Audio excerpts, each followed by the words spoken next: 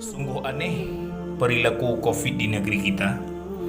Sama anehnya dengan para pengelola negara.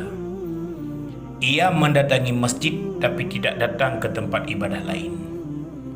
Ia menyerbu sekolah tapi tidak mengganggu orang yang menghabiskan waktunya di mal dan di departemen store. COVID mengancam jamaah yang saf salatnya dirapatkan.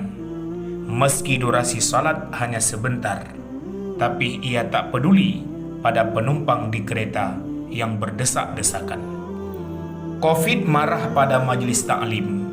Katanya, kerumunan pengajian akan meningkatkan jumlah korban. Tapi ia menutup mata pada pendapatan manusia di pasar-pasar.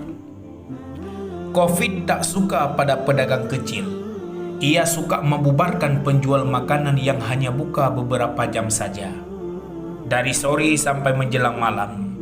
Tapi ia membiarkan supermarket besar buka dengan aman.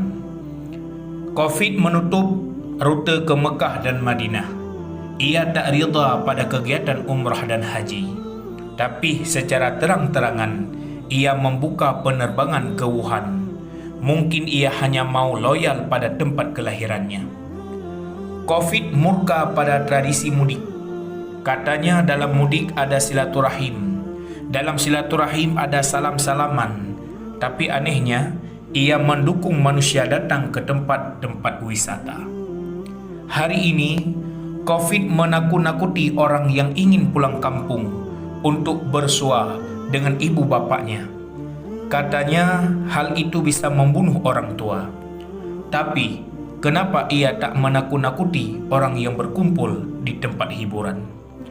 Awalnya aku menganggapmu virus yang mematikan, tetapi sekarang aku malah curiga. Tampaknya kamu membawa misi yang berbahaya. Corona memilih mangsa.